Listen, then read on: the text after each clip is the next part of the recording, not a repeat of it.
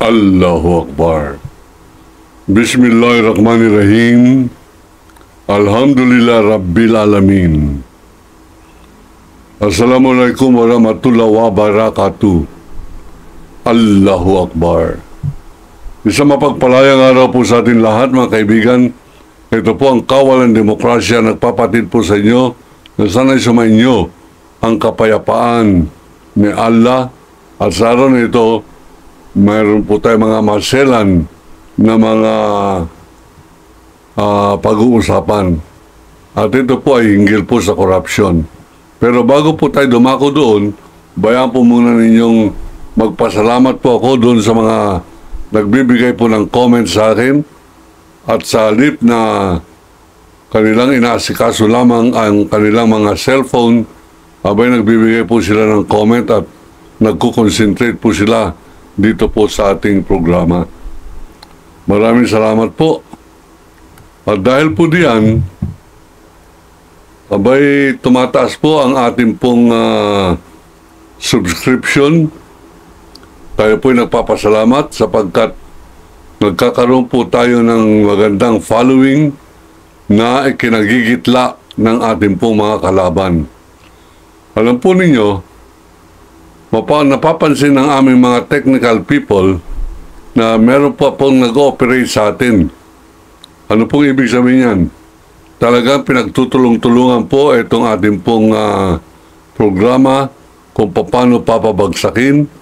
At ito po naman ay ating po nilalabanan sa pamamagitan po ng tulong ng lahat po ng nanonood sa atin. Meron pa po nagko-comment, sige lang Kawaldi, pagpatuloy mo yan, suportado ka namin. Magkakampanya kami ng marami pang manunod sa iyo. Magkakampanya pa kami ng mga maraming viewers at mag-iimbita kami ng marami pang subscribers. Maraming salamat po. At tayo po ay nagpapasalamat doon po sa mga patuloy na umu-order po na ating pong libro. Kaya lamang yung pong mga umu-order na nasa ibang bansa, abay, sorry po, hindi kaya ng LBC yung magpadala dyan po sa England at doon po sa Australia. Ganun pa man, sa inyo mga kamag-anak dito, pag meron po kayong kamag-anak dito, doon ko na lamang po ipapadala. At pag kayo po ay umuwi o meron pong bibisita sa inyo dyan po sa ibang bansa, maaari nyo na pong dalhin yun. Pasensya na po sapagkat itong ating courier, ang LBC, ay pang national lamang. At saka baka po pag pinagpilitan natin, baka mapamahal. Ang halaga po ng libro na ito, andito po yung mga ebidensya na kasama na sa ICC, mga kaibigan, lalo tigit yung pagbobomba ng Marawi, ang sabi nila, Marawi Seeds. Hindi po totoo yan. Yan po ay Marawi Massacre. Nandito po ang mga ebidensya. Nandito po ang ebidensya ng katapangan ni Duterte. Siya pong cover na yan.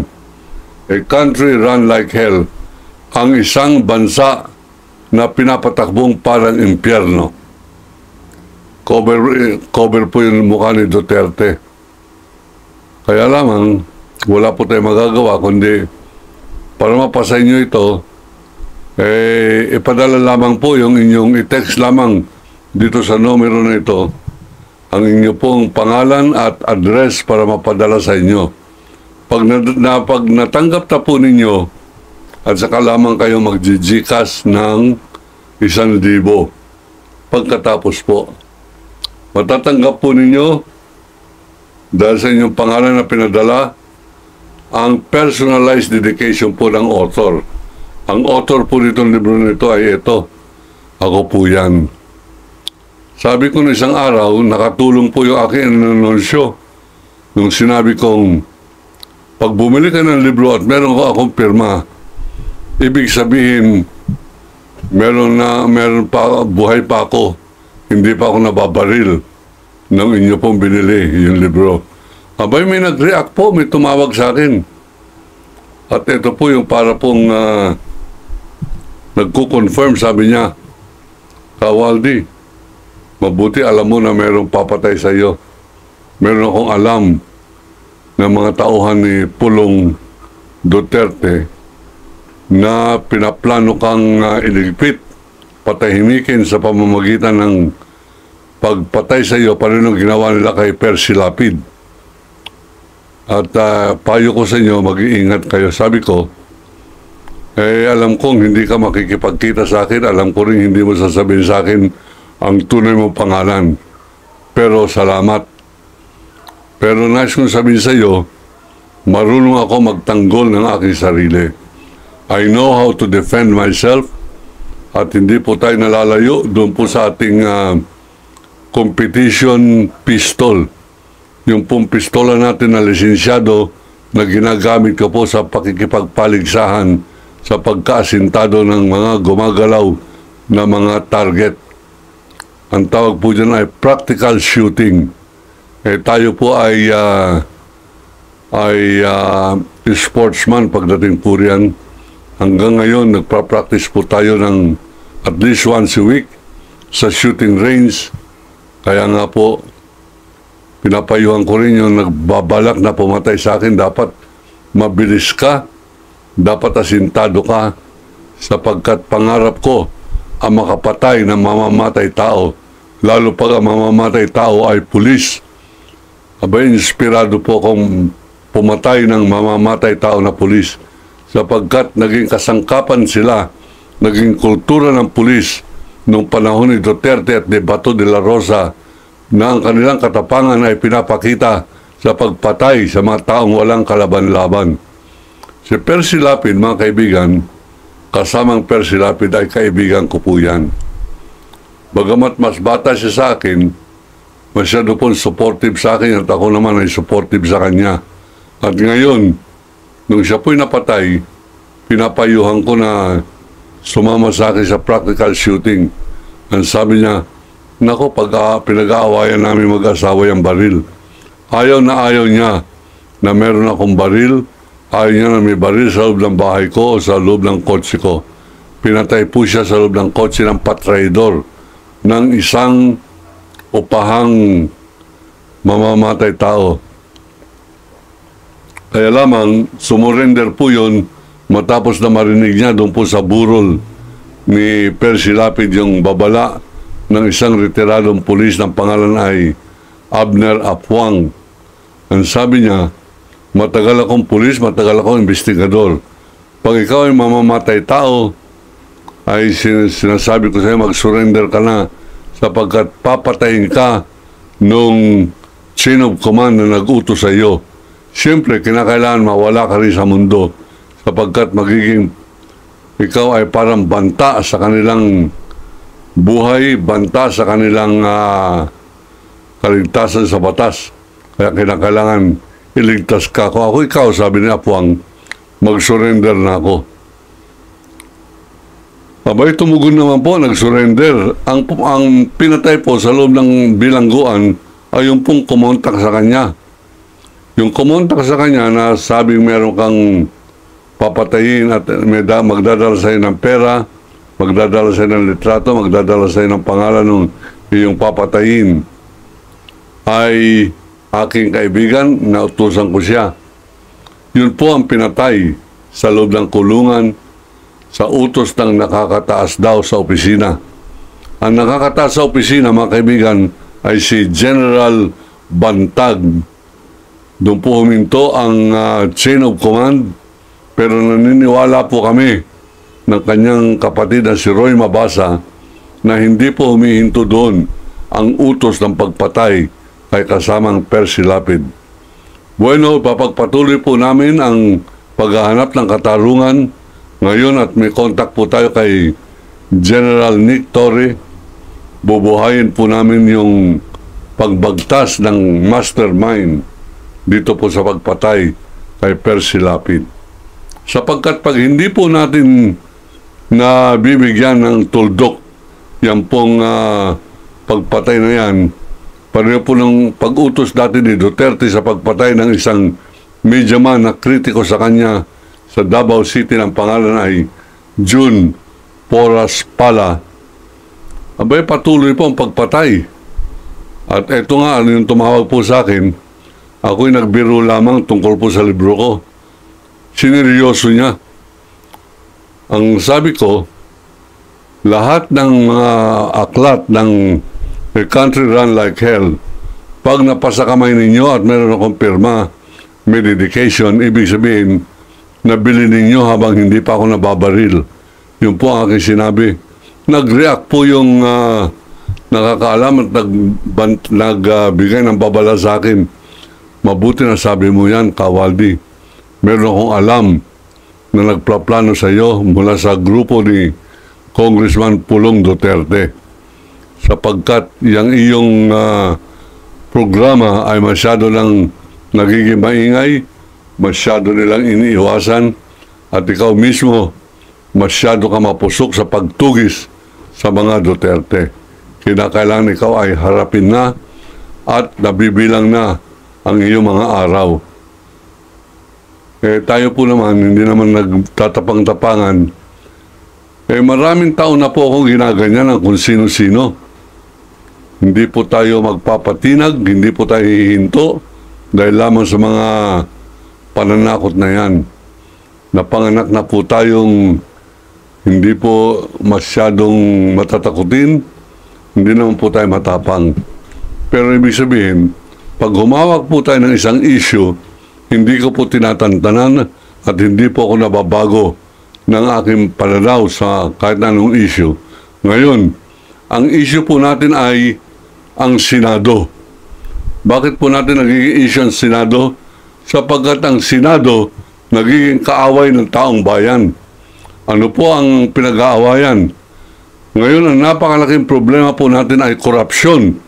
Na dahil sa korupsyon na yan, ultimong si Presidente Bongbong Marcos ay nabahala na, sabi niya, napakalaki ng anomalya ng korupsyon tungkol dyan sa flood control.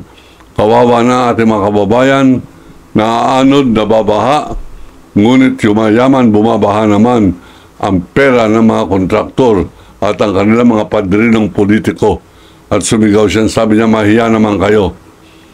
Mr. President, hindi po mahihiya yan. Nagiging Senate President pa nga, hindi nahihiya yan. Lalo pa nga na-re-elect dyan po sa Speaker of the House, yung mga corrupt leaders na yan. Mga kaibigan, ang kinakailangan po ay mag-iwan si Ginoong Marcos. Payo ko na naman to. Payo po kay President Bongbong Marcos. Hindi po tayo parating atake lamang. Nagbibigay po tayo ng solusyon. Ang aking pong tingin, dapat magkaroon ng masusi, walang puknat na investigasyon. Hinggil po dyan sa nakawan napakalaki, 1.9 trillion pesos for the past 3 years. Sang-ayon po kay ex-dating Senate President Tito Soto, ang inilaan sa Department of Public Works and Highways. Sino po ang nakaupo dyan bago po yung present secretary? Walang iba kundi si Mark Villar. Yang Villar family, mga kaibigan, ay kaakibat na yan. Kakambal na yan ng korupsyon. Opo, narinig po ninyo sa kawalang demokrasya yan.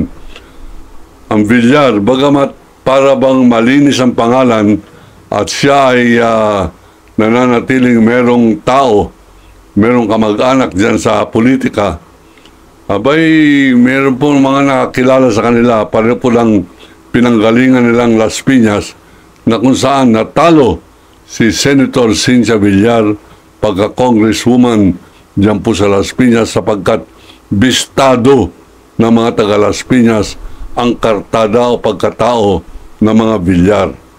Yan pong senador na si Villar, kumampi po yan kay Duterte sapagkat korap na tao yan.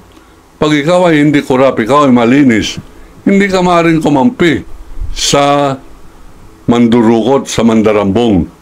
Kaya po 19 senators natin kumampi kay Sara Duterte, hindi po yung tao ang kinakampihan nila yan.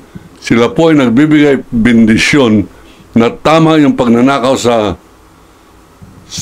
confidential fund ng Vice President, tama yung kanyang mga sinasabing huhukayin niya ang bangkay ni Ferdinand Marcos Sr. itatapon sa West Philippine Sea. Tama ang banta niya na papapatay niya si Bongbong Marcos, Lisa Araneta at si Speaker Martin Romualdez. Lahat ng kumakampi sa mga Duterte nagbibigay ng bendisyon na pagpatuloy nila ang kanilang pangurakot, pandarambong, kabuhungan at pagmumura sa Diyos. Yan po ay napakaliwanag. At sapagkat yung usapin ng impeachment ay tungkol po sa accountability ng isang public official na impeachable.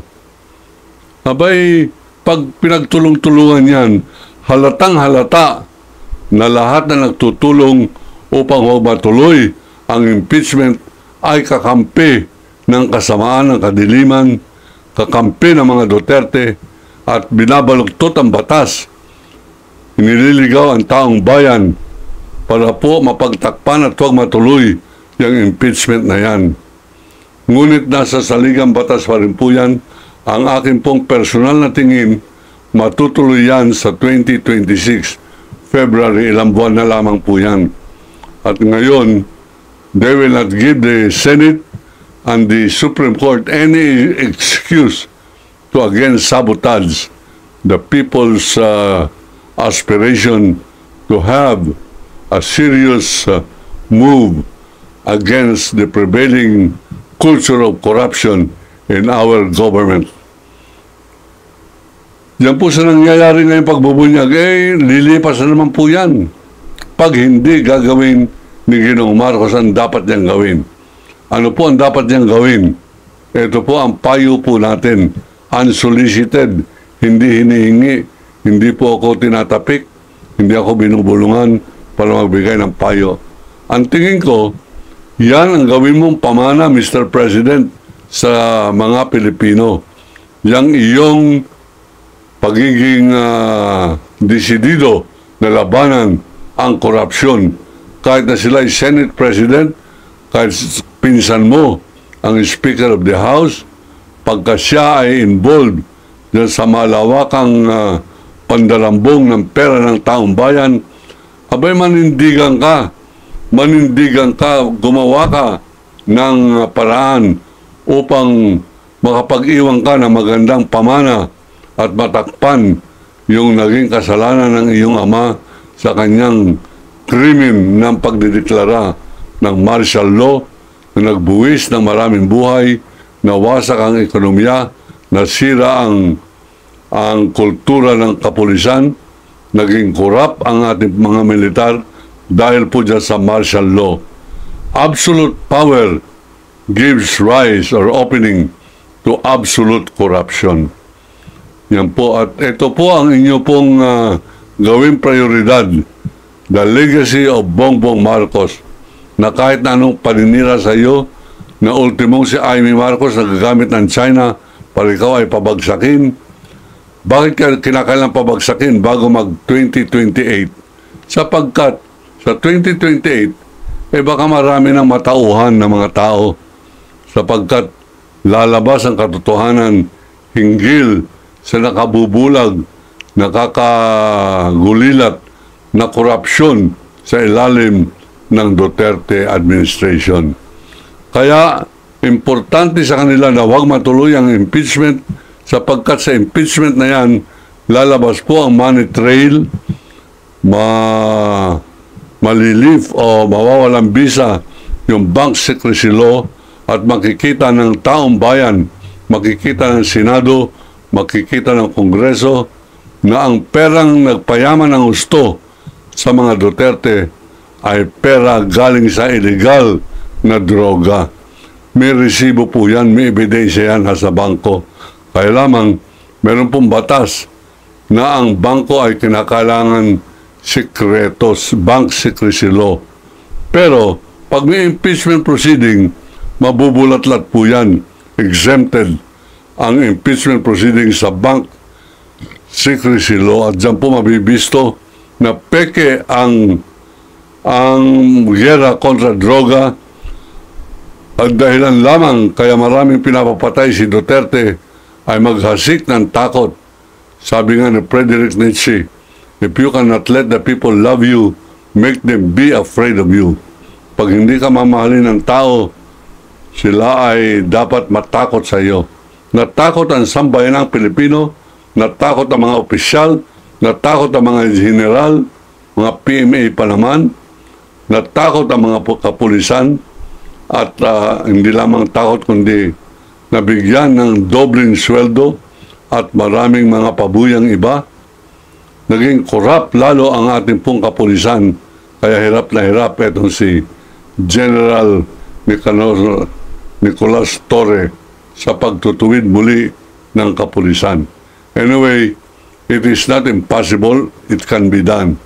At ito po, hindi rin imposible na magkaroon ng kalutasan itong gabundok na multo ng korupsyon nang gagaling sa mga multong proyekto ng Department of Public Works and Highways, na kaya po malala at lumalala lalo ang baha sa Pilipinas ay sapagkat yung trilyong peso na inilalaan ng gobyerno galing sa mga buwis ng taong bayan ay ninanakaw ng mga senador, ninanakaw ng mga kontratistang mga bata-bata nila at tagataguyod ng kanilang mga kandidatura pag sila'y kumakandidato bilang senador, congressman at bilang lingkod bayan.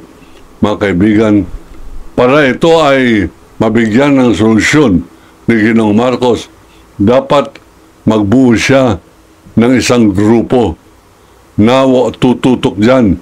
Huwag na yung ombudsman. Yung ombudsman na itinalaga ng panahon ni Cory na titingin sa mga issue ng corruption ay naging batis, naging ilog din, lawa ng corruption. Alam po ba ninyo na sa ombudsman, yan po ang naglilitis ng mga magnanakaw sa gobyerno. Pagka nagdemanda ka riyan, tuwan-tuwa ang mga taga-ombudsman sapagkat yayaman na naman sila. Doon sa nademanda, nagbabayad po sila ng parking fee. Ano ibig sabihin ng parking fee? Standby lamang yung kaso, hindi gagalawin. At meron pong pumapasok na 100,000 piso buwan-buwan na pinamumudmud diyan po sa ombudsman. Hanggang umabot po na 1 milyon pag tinakot na ombudsman na kalendar na for hearing. Yung kaso mo, Mr. Congressman, abay, 1 milyon po ang darating dyan sa ombudsman. Kakalimutan muna nila yung kaso, pagtatakpan muna. Ang ibig ko sabihin, Mr. President, pag gusto mong maging matapang, may pangil ang ombudsman, huwag ka na maglagay ng politiko dyan at huwag kang maglagay dyan ng amoy Duterte.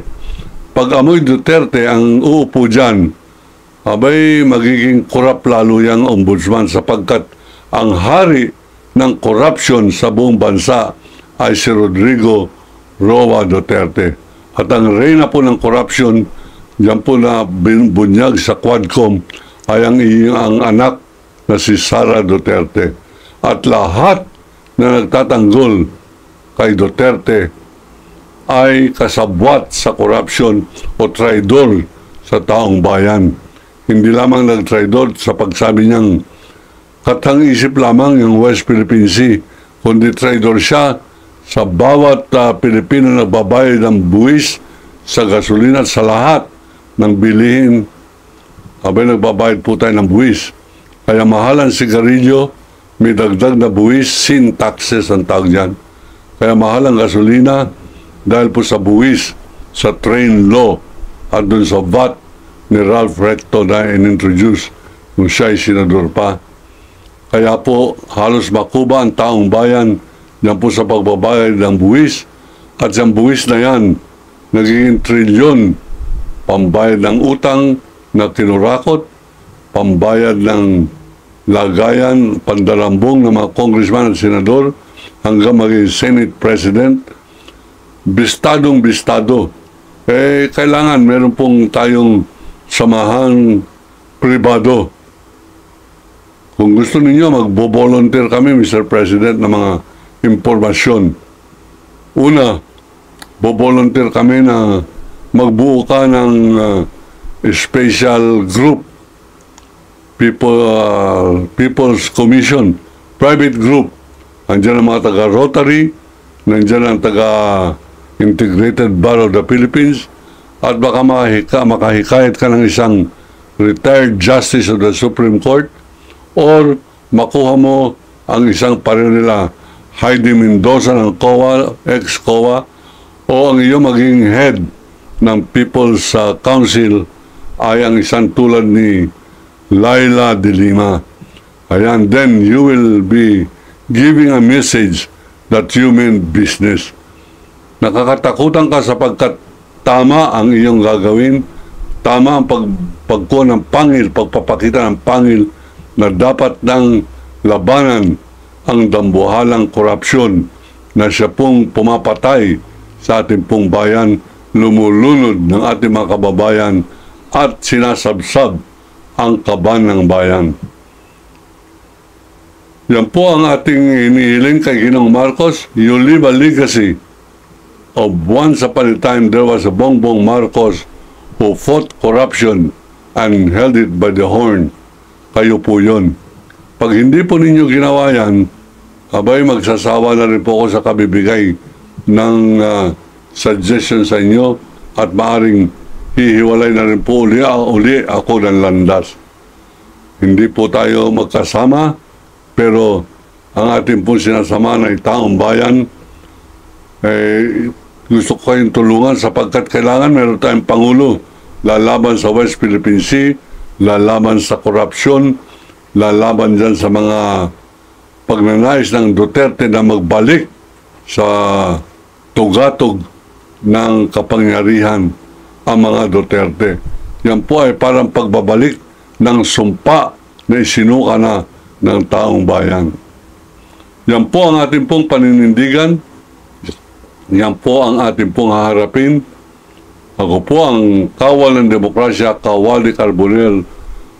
Hindi nagkukubli, hindi nagtatago. Ito po ang aking muka. Ito po ang aking pangalan. Yan po ang aking telephone number. At ako'y sumusumpa, iniibig ko ang Pilipinas. Allahu Akbar. China, layas!